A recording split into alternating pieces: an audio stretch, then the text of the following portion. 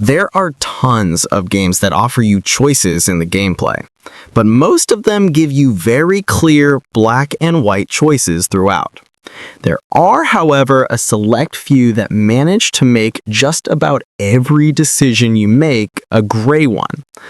These are the games that understand that it's not always right or wrong, but rather a matter of how you're looking at things that makes for the most compelling choice making. There are several genres that offer this kind of gameplay, but in general, RPGs are the biggest genre to implement them. Clair Obscur doesn't have a ton of choices. Still, while there are a handful to make throughout the game, generally regarding dialogue, there is one that is the grayest choice in existence. The ending comes, and you're given the ultimate choice: fight as Verso or fight as Mao. That's all you're given. You don't know the consequences of each. Both have been in your party for the majority of the game, both are tragic characters, and both have excellent points for seeing their visions come true. Verso, an immortal who is a clone and isn't technically real, has been fighting for years to get his clone's family out of the canvas once and for all. Mael, a disabled girl in real life who came to the canvas to rescue her parents, has fallen in love with the world and the family she found inside. Who should get their way? Should Verso get to finally rest? Should Mael get to live in peace with her chosen family? I still don't know the right answer, but I know there are some serious discussions on the internet regarding which is the correct ending. For the record, the developers themselves have settled this. The answer? Neither. Cyberpunk 2077 is an incredible experience. Right from the jump, you know that Night City isn't about good and evil, but just getting by to survive. You know this because you're a mercenary, killing indiscriminately as long as the job calls for it. The moral dilemmas are constant, but their effects are never really considered. There are a ton of choices to make in the main game, but it's really in the DLC where those dilemmas start to come up big time. The biggest of all is what to do with Songbird and Solomon. Do you trust Solomon, who promises to get you healed of the brain-eating relic stuck in your head? Or do you trust Songbird, who has been on your side since the start, despite being a somewhat malevolent presence due to her connection with the Blackwall? It's a tough one. Do you trust the walking nuke who could damn humanity? Or the sketchy government agent who can extend your lease on life? V is all about survival, but at what cost? Detroit Human is a game that I don't think gets nearly enough love. While it has slow moments, it's a game full of moral quandaries. Every moment of the game will affect the fate of your characters. If you answer incorrectly, do the wrong thing, or walk the wrong way, characters can live and die. And there is no way for you to know what is going to happen based on your choices. It may seem like a good idea to help a fellow android, but what if they're a homicidal maniac? Or what if the friend that's a human is just covering up for some other greater evil? What if your character isn't even in charge of their own faculties, despite the game telling you otherwise? It's an amazing psychological experience because you're literally along for the ride. You are never sure who to trust, what is right, what is wrong, what sacrifices are worth making to attain freedom, and at what point is submission the best choice. Get ready for a roller coaster for the ages if you decide to embark on the journey here. In Warhammer 40k Rogue Trader, you're positioned immediately into the role of Rogue Trader. Essentially, it's your job to chart the various systems and planets for the God Emperor, who is a mysterious being that everyone seems to worship blindly. Throughout the game, there will be countless choices about what to do, who to kill, and how you want the story to unfold. You may come across a person in need. Do you give them medicine? If you do, you may be looked at as weak by your second in command. Do you help a rebel revolt in the underbelly of your ship, or do you kill them all? Can you trust they won't start a mutiny eventually if you support them? These are all choices you may come across throughout the game, and considering your position is gray as it is, it's never quite clear what should be done and what the ramifications of your actions will really be. Tyranny makes its stakes clear from the start. As the general of a demonic god, your whole goal throughout the story is to secure power for them, so you know that generally you're not going to be the good guy. But you don't have to be pure evil, although it is a lot of fun to do so. You can kind of play chaotic neutral here, pitting factions against each other and generally not making yourself out to be the ultimate evil.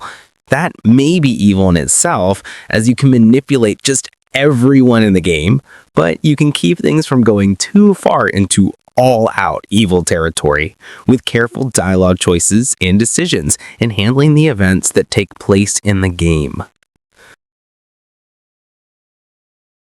Disco Elysium is an amazing experience where you play as a drunk detective trying to piece back together the last few days of his life.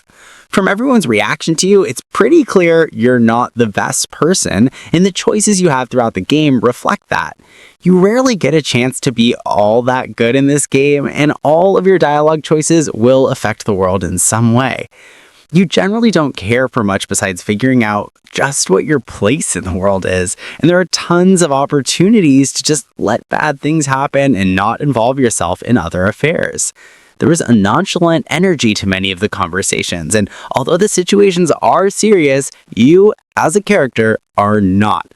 There is a careless energy about the state of the world around you, and not only does your character feel like a very great force, but the world itself is great too.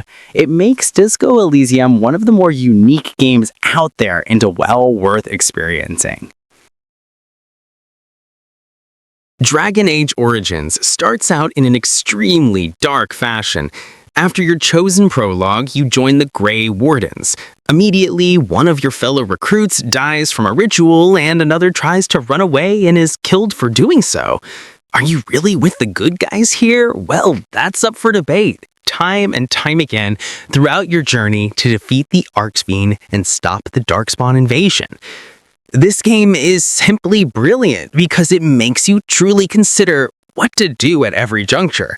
Do you recruit a clearly evil man because he can help the war effort against the Darkspawn? Do you accept your lover's offer to impregnate her with the seed of an old god for reasons unknown?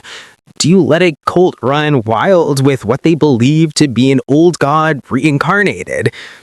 And then there are your companions, who are morally gray themselves.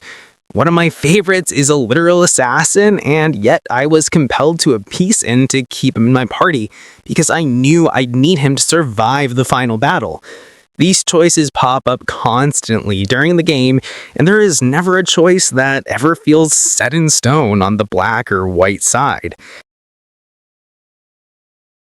The Walking Dead is an amazing playable visual novel that has you playing as a variety of characters, and none of them are going to have a good time. You will be introducing children to the horrors of life or death scenarios, choosing who to trust, and trying your best to just look out for your people in a world crumbling from a zombie apocalypse. Throughout the game, you'll be making tons of decisions that just don't seem to have a right or a wrong answer. Something you think will be a good idea can turn out horribly, and something that seems evil may benefit your group greatly. It's a mind job for sure, because the clear answer is never there, and it's part of the brilliance of this game and why it's so easy to replay. You start to realize that no answer is the right one, except the one that helps you survive. This War of Mine is a unique game where you manage a group of survivors trying to survive a war. You'll need to determine how rations are given out, medicine is divided up, and the variety of other systems along the way. You will encounter other survivors of the war, though, and from there, how you deal with them is pretty much up to you. You can decide to help them, turn them away, or rob them. And none of the answers are particularly good or evil. If you're robbing someone for supplies to feed your people, are you evil? If you allow someone in with nefarious intentions, are you good? It's hard to figure out what choices to make, and each encounter is different, so you need to make some measured decisions throughout that only get more and more stressful as your group situation gets more and more desperate. It's one of the more stressful games out there, and part of the reason is that the right thing to do doesn't really exist. Star Wars Knights of the Old Republic 2: The Sith Lords is a wild ride compared to most Star Wars games. There is very little bright and happy in this world, and seeing as you start the game in a very morally gray area, you can expect that tone to continue throughout. You have the proverbial angels and devils on your shoulders throughout the game, telling you that your choices are wrong or foolish, but you can never really tell if what you're doing is right or wrong. Yes, you will get light and dark side points depending on your choices, but as Kraya tells you many times, compassion is not always good and helping people may not always lead to the best outcome.